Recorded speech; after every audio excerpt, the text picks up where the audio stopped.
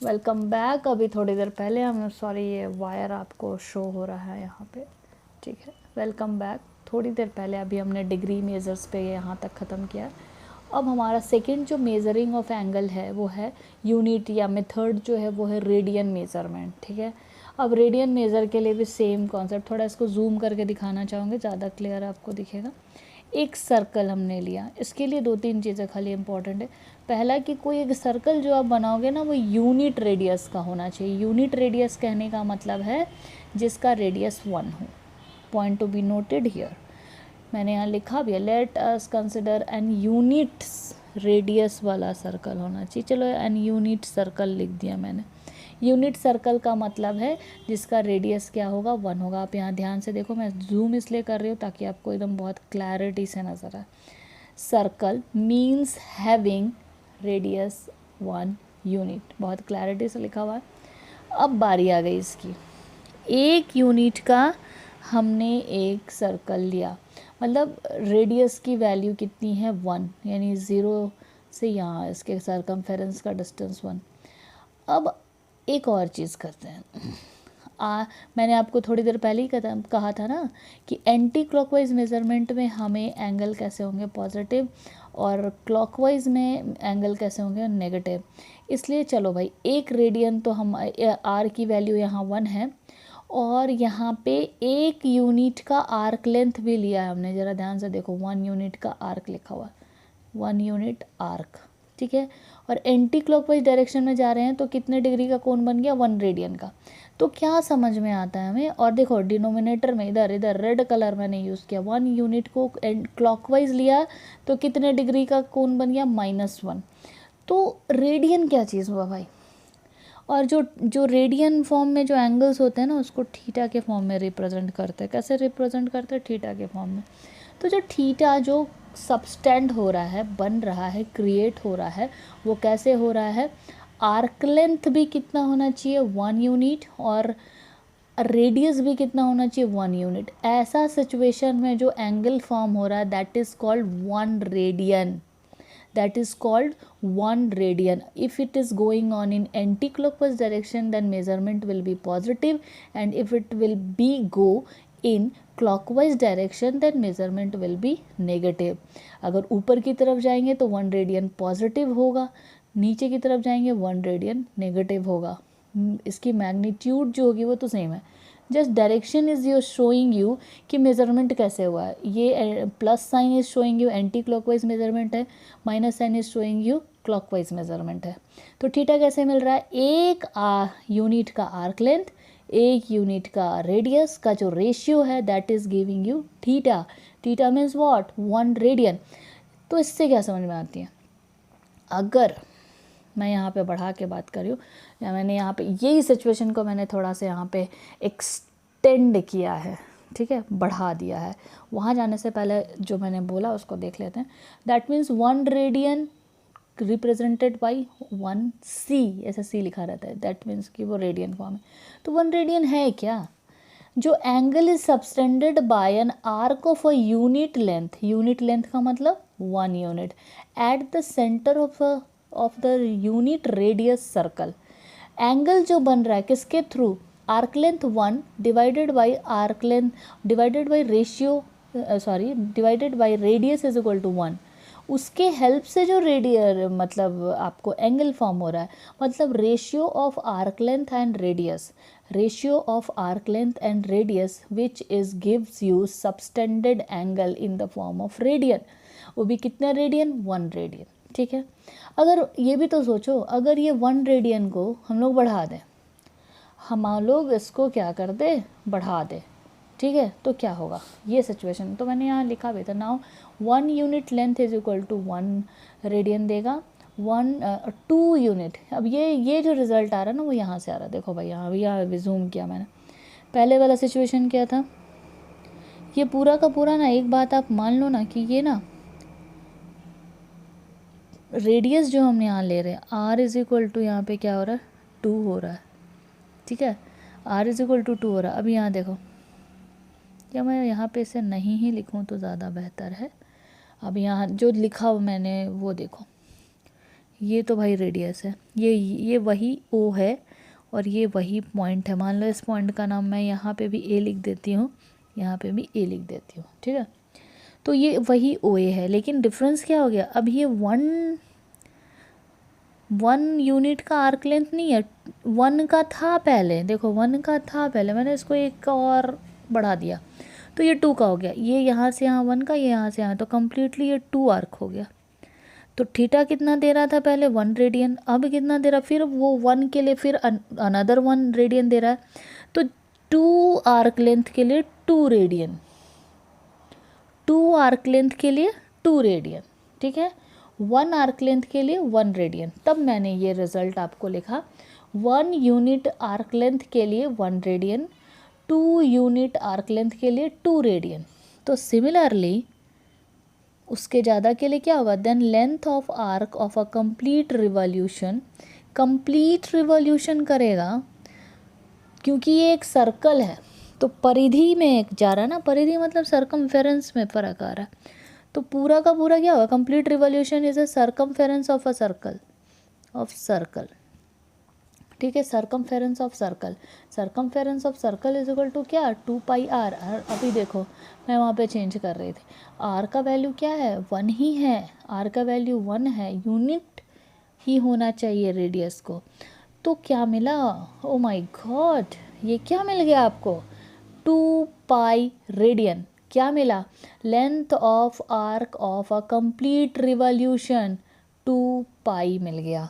अब 2 pi unit length of, इसका मतलब 2 pi unit length of arc is equal to 2 pi radian होगा। ये देखो 1 यूनिट के लिए 1 रेडियन, 2 यूनिट के लिए 2 रेडियन, तो 2 पाई यूनिट के लिए 2 पाई रेडियन, ठीक है। ये कंप्लीट रिवॉल्यूशन के लिए, देखो यहाँ ध्यान से, ये कंप्लीट रिवॉल्यूशन के लिए है। अब आप थोड़ी देर पहले डिग्री मेजर में क्या पढ़े थे, एक कंप्लीट रिवॉल्यूशन कितना डिग्री बनाता है, 360, याद हो गया। और यहाँ रेडियन के केस में एक कंप्लीट रिवॉल्यूशन का मतलब घूमना, जहाँ से शुरू किया वहीं पहुँचना। रिवॉल्यूशन कितना रेडियन बनाता है, 2 पाई रेडियन। वो एक कंप्लीट रिवॉल्यूशन 360 बनाता है, ये एक कंप्लीट रिवॉल्यूशन 2 पाई बनाता है। तो अल्टीमेटली डिग्री और रेडियन में हमें एक रिलेशन क्या समझ में आया, 1 complete revolution is equal to 360 degree also 2 pi radian. तो हमें क्या मिल गया, 360 degree which is equivalent to equal to 2 pi radian, which is equal to 2 pi radian. तो 360 degree is equal to 2 pi radian. Most important relation between radian and degree, most important relation between degree and radian. अब इसी से हम लोग बाकी की चीज़ें करेंगे। अब ऐसा है कि कुछ दूसरे चीज़ों के ऊपर चलता है, ठीक है। अब यहाँ चलो, अब हमेशा बार बार आपको 1 यूनिट वाला ही रेडियस नहीं मिलेगा, कुछ और भी तो मिल सकता है। जब कुछ और मिलेगा तो उसके लिए एक डायरेक्ट फार्मूला हम लोग यहाँ लिखेंगे। मान लो radius is equal to 3, arc length is equal to 4। मान लो radius is equal to 3, arc length is equal to 4 है, तो थीटा कैसे निकलेगा, हम जानते हैं कि L/R क्या देता है, थीटा। तो L/R यानी 4/3 किस फॉर्म में देगा, रेडियन, और थीटा का मतलब ही है रेडियन। तो आंसर क्या हो गया, थीटा कितना सब्सटेंड होगा, 4/3 radian. Okay, it's very easy. तो this is your formula, most important, relation between theta L and R, relation between theta L and R, theta is equal to L/R। इसके ऊपर बहुत सारे क्वेश्चंस होने वाले हैं, ठीक है। तो थीटा क्या है, इन रेडियन फॉर्म होना, लेंथ क्या है, एल क्या है, लेंथ ऑफ आर्क है, आर क्या है, रेडियस ऑफ सर्कल है। और एक इम्पॉर्टेंट बात है कि एल और आर का जो यूनिट होना है वो हमेशा सेम होगा। एल और आर का जो यूनिट होगा वो हमेशा सेम होगा।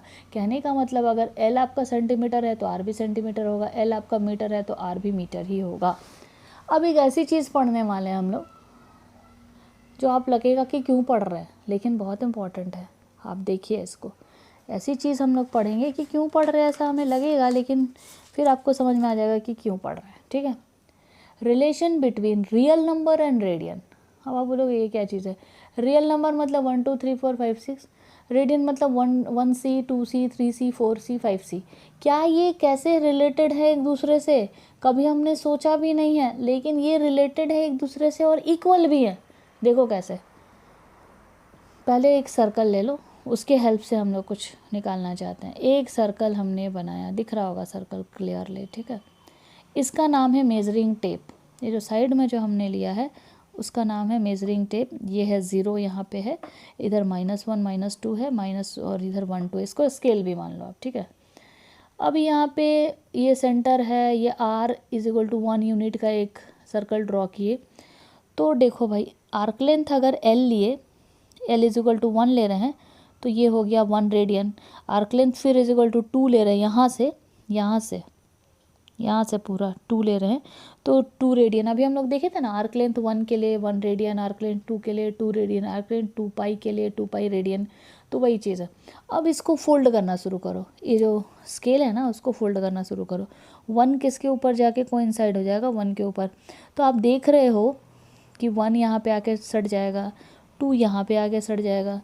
तो इसको थोड़ा सा ज़ूम करना पड़ेगा। प्रैक्टिकली आपको लगेगा कि मैं खुद से इसको लपेट रहा हूँ। ये जो डंडा है ना, इसको लगे इस फ्लैक्सिबल होगा और ये ऐसे ऐसे लपेटा जाएगा। तो 1 वाला 1 पे चला जाएगा, 2 वाला 2 पे, 3 वाला 3 पे, 4 वाला 4 पे, 4 5 वाला 5 पे, वैसे वैसे 2 पाई वाला जाके 2 पाई पे, ठीक है। तो करस्पॉन्डिंगली ये सिर्फ एज्यूम करना में, एक रियल नंबर के लिए 1 रेडियन मिल रहा है, 2 रियल नंबर के लिए 2 रेडियन मिल रहा है। उसी तरह से n नंबर के लिए, n रियल नंबर के लिए कितना रेडियन मिलेगा, n रेडियन मिलेगा। कहने का मतलब है सिर्फ इतना समझना है हमें कि जो भी रियल नंबर्स होते हैं ना उसकी मैग्नीट्यूड और रेडियन की जो मैग्नीट्यूड होगी ना वो कैसी होगी, सेम होगी। क्या होगा, सेम होगा। इसको यूज़ करेंगे हम लोग आगे, सेम होगा। रियल नंबर की मैग्नीट्यूड और रेडियन की मैग्नीट्यूड कैसी होगी, सेम होगी इसके थ्रू, ठीक है। Real number and radian will be considered same, real number and radian will be considered same. ये बहुत इंपॉर्टेंट रिजल्ट है ताकि आपके सारे कन्फ्यूजन को ये दूर कर देगा, ठीक है। अब आगे चलते हैं। ये तो आप जानते ही हो, ठीक है, ये तो आप जानते ही हैं। ज़रा देखिए इसको, अभी थोड़ी देर पहले मैंने आपको बताया ये है आपका एंटी क्लॉकवाइज डायरेक्शन में। तो सारे एंगल्स कैसे हैं, पॉजिटिव। दिस इज एक्सिस, ये first quadrant, second quadrant, third quadrant, fourth quadrant. 0 से स्टार्ट हुआ 90 यानी π/2, 180 यानी पाई, 270 यानी 3π/2 और अगेन 360 यानी 2 पाई। ये भी आप जानते हैं क्योंकि 2 पाई रेडियन = 360, इसलिए पाई = 180, π/2 = 90, π/4 = 45, π/6 = 30, π/3 = 60 एंड 3π/2 = 270। इतना तो आपको एकदम से याद होना चाहिए, इतना तो आपको एकदम से याद होना चाहिए, ठीक है। और same cheese in clockwise direction में ये पलट जाएंगी चीज़ें, नीचे वाली चीज़ें ऊपर चली जाएंगी। देखो यहाँ पे, यहाँ 0 से शुरू किया, अगर हमें 90 चाहिए क्लॉकवाइज में तो ये -90 देगा या -π/2 देगा, फिर ये -π देगा, ये -270 या -3π/2 देगा, ये -360 या 2 पाई -2 पाई देगा, ठीक है। अब देखो, क्योंकि ये तो हम जानते ही हैं ना, और मैंने प्रीवियस वाले वीडियो में भी कहा था कि किसी भी डिग्री को अगर रेडियन मेज़र में चेंज करना है तो फॉर्मूला उसका क्या है, रेडियन = डिग्री इंटू π/180। और किसी भी रेडियन को डिग्री मेज़र में चेंज करना है तो उसका फॉर्मूला क्या है, डिग्री = रेडियन इंटू 180/π। बाकी चीज़ें आपके लिए अंडरस्टूड है, इसलिए मैं थोड़ा सा स्किप कर गई उसको। कहने का मतलब क्या है, थोड़ा यहाँ रुकिए आप और समझिए। आपको अगर डिग्री फाइंड करना है तो उसको लेफ़्ट साइड में रखो और जो रेडियन दिया गया है उसको राइट साइड में रखो। अगर आपको रेडियन फाइंड करना है तो रेडियन को लेफ़्ट साइड में रखो और जो डिग्री दिया गया है उसको राइट साइड में रखो। आंसर 100% मिल जाएगा। अब हम लोग चलते हैं यहाँ पे। ये क्वेश्चन बड़ा इम्पॉर्टेंट है आपके पॉइंट ऑफ व्यू से, इसलिए मैंने इसको यहाँ पे लिया है। इसके पहले मैंने यहाँ पे थोड़ा सा वीडियो हिल रहा है, इसके पहले मैंने यहाँ पे 2 क्वेश्चंस और लिए। एक क्वेश्चन तो मैंने फर्स्ट ही लिया था, convert 45 degree into radian form which is π/4। एक क्वेश्चन मैंने यहाँ पे लिया, convert π/3 radian into degree which is 60 degree, ठीक है। ये दोनों बड़े आराम से आपसे बन जाने वाले, जो नहीं बनेगा वो ये है।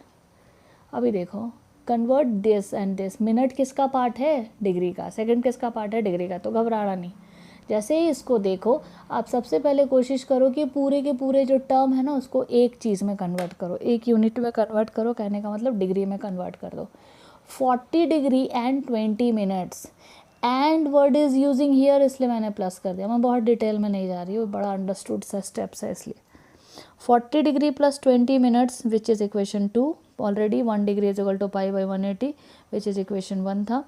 अब ये 20 मिनट्स को ना आपको डिग्री में बदलना है, क्योंकि आप जानते हो कि 1 degree is equal to 60 minutes होता है, तो 20 मिनट्स के लिए कितना होगा, 1/3 डिग्री आ गया।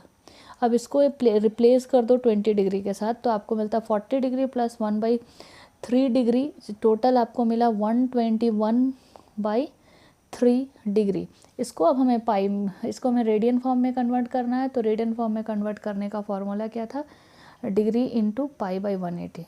डिग्री क्या है, 121/3 इंटू पाई बाई 180। अल्टीमेटली जो मल्टीप्लाई करके आंसर आया वही हमारा आंसर है रेडियन फॉर्म में।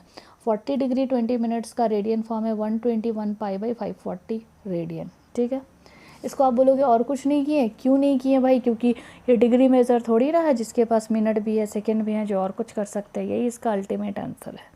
आगे चलिए 4 नंबर, ये आपको बड़ा कॉन्सेप्चुअल है। ठीक है, ज़रा देखो ध्यान से, मैंने इसके लिए एक पूरा रफ वर्क किया है, सिर्फ आपके लिए है। मैं 1 बाई 1 आपको बताती हूँ। Convert this 6 radian into degree measure. अब आप बोलोगे इसमें तो पाई ही नहीं है भाई, कोई बात नहीं है ना। 6 रेडियन को कन्वर्ट करना है डिग्री मेज़र में, फिर से याद कर लो। डिग्री मेज़र में कन्वर्ट करने के लिए रेडियन इंटू 180/पाई होता है। चलो भाई, रेडियन इंटू 180/पाई मल्टीप्लाई किया, after multiplication what we are getting 1080/पाई degree. This is equation 1, but this is not your answer. Why? Because आप पाई को इस तरह से डिनोमिनेटर में नहीं छोड़ सकते अगर आपको किसी क्वेश्चन को डिग्री में कन्वर्ट करने के लिए बोला गया है तो। We can use pi as 22/7। अब यहाँ से गेम स्टार्ट होता है। ठीक है, अब आप बोलोगे इतना ही छोटा है, नो, आप ध्यान से देखते जाओ बस। सबसे पहले तो इसको आप सॉल्व करो से after simplification you are getting here 7560 divided by 22, 7560 divided by 22। अब चाहो तो यहाँ से भी कैंसिल आउट कर सकते थे, आपके ऊपर डिपेंड करता है। Finally what you are getting here 3780/11। आप इस तरह से फ्रैक्शन में नहीं छोड़ सकते क्योंकि आपके पास डिग्री के लिए मिनट और सेकेंड का ऑप्शन है। सबसे पहले क्या करो, जो लास्ट में मिल गया ना उसको डिवाइड कर दो। ठीक है, चलो भाई डिवाइड करते हैं, थोड़ा कॉपी में देखो। 11 से हमने 3780 को डिवाइड किया, आपको मिला 343 जो कि होल मिला, और बचा आपके पास रिमाइंडर 7/11। जो होल मिला ना उसको हमने डिग्री के फॉर्म में लिख दिया। यहाँ पे होल में डिग्री था, यहाँ पे अलग अलग लिखा 343 डिग्री प्लस क्या बच गया 7/11 डिग्री। अब डिग्री को मिनट में कन्वर्ट करना है। अब आप जानते हो कि 1 डिग्री की मतलब है 60 मिनट्स, तो 7/11 डिग्री का मतलब 7 इंटू 60 बाई इतना मिनट्स। ठीक है, ये इतना मिनट्स हो गया। फिर डिवाइड करो तो 38 आया होल में, फिर 2 आया रिमाइंडर में, फिर 38 मिनट लिखा मैंने 38 मिनट। अब आप बोलोगे ये कहाँ से आ गया, होल्ड करो होल्ड करो।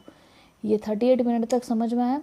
अब फिर बारी आती है किसकी, 38 एंड 2/11 मिनट्स आए। ठीक है, इसके साथ कंफ्यूज मत करना, यह कुछ भी नहीं है। ठीक है, अब फिर क्योंकि 1 मिनट बराबर 60 सेकेंड होता है, तो 2/11 मिनट बराबर कितना सेकेंड होगा 120/11। फिर डिवाइड करो 10.9 आया, approximately can be written as 11। Now 343 एक डिवीज़न से मिला, 38 फिर एक डिवीज़न से मिला। जब तक मिनट से सेकंड तक नहीं पहुंचाओ ना, रुकना नहीं है डिग्री के फॉर्म में। 10.9 can be written as 11 approximately. So our final answer will be 6 radian is equal to 343 degree 38 minute 11 seconds. This is your final answer. Do it by your own also. Okay, फिर हमारा video 20 minutes में पहुंचने वाला है। So I don't have many questions, मैं 1-2 question आपके साथ deal कर रही हूँ, बाकी आप खुद भी कर सकते हो पीडीएफ के हेल्प से। अभी देखो वो जो हमने फार्मूला पढ़ा ना theta is equal to L/R, उसके ऊपर बेस्ड है 5, 6 and 7 question number. Find the radius of the circle. Radius of the circle find करना मतलब R फाइंड करना, in which the central angle is 60 degree. Central angle मतलब centre पे जो बना हुआ एंगल है वो 60 डिग्री है, और आर्क लेंथ कितना 37.4। सबसे पहले तो जो दिया गया है ना वो लिख लो। एंगल कितना 60 डिग्री, तो थीटा का मतलब होता है रेडियन, याद करो थीटा का मतलब है रेडियन। इसको रेडियन फॉर्म में कन्वर्ट किया हमने पाई/3 सी मिला, ठीक है। एंड आर्क लेंथ 37.4, तो आर की वैल्यू निकल जाएगी। Very simple, as we know. एक फिगर बना लो आप, बड़ा आसान रहेगा आपके लिए और बड़ा इंटरेस्टिंग दिखता भी है, इंप्रेसिव दिखता भी है, तो मार्क्स भी नहीं कटेंगे आपके। As we know that theta is equal to L by R, theta की value π/3 L R. Solve it, pi will be taken as 22/7 into 3। After solving this ultimately this is the simplification ना, इसलिए मैं इसमें ज़्यादा नहीं जा रही। r is equal to 35.7। अब सेंटीमीटर कहाँ से आया? थोड़ी देर पहले बताया था कि r और l की यूनिट कैसे होने हैं, सेम होने हैं। तो रेडियस ऑफ अ सर्कल कितना आया? r is equal to 35.7 centimetre, ठीक है। दूसरी बात, ये वाले क्वेश्चन, 1 मिनट की सुई है। A minute handed of a watch is 1.5 metre long, 1.5 centimetre long. How far does its tip मतलब ये arrow moves in 40 minutes. 60 minutes में पूरा घूमेगा, राइट। 60 मिनट में कितना डिग्री बनाएगा? 360 डिग्री। और कितना रेडियन बनाएगा? 2 पाई रेडियन। ये तो सबको पता है, घड़ी तो सबके पास होती है। 60 मिनट में 360 डिग्री बनेगा और 2 पाई रेडियन बनेगा, मूव करेगा, राइट। इन 60 मिनट्स वो जो हैंड वॉच मतलब मिनट हैंड है, उसका जो टिप है वो कितना सबस्टैंड करता है एंगल? 360 या रेडियन के फॉर्म में 2 पाई। तो 40 मिनट में कितना करेगा? क्योंकि हमें रेडियन का फॉर्म में आंसर चाहिए, 40 इंटू 2 पाई बाई 60, ठीक है। तो 4 पाई बाई 3, थीटा की वैल्यू कितनी आ गई? 4 पाई बाई 3।